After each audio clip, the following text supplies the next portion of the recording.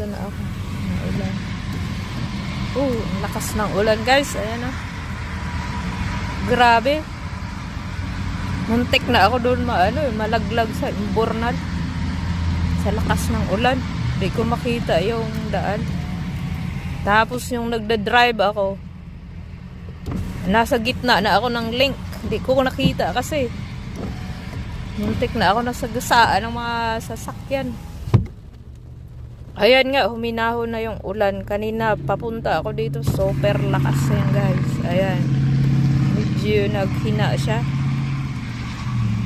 pero nakakabasa. Ayan, basa na rin ako pag binuksan ko yung bintana. Ayan. Umulan siya pero wala naman siyang ice. It's good. Ayan guys, yan, umulan ang panahon.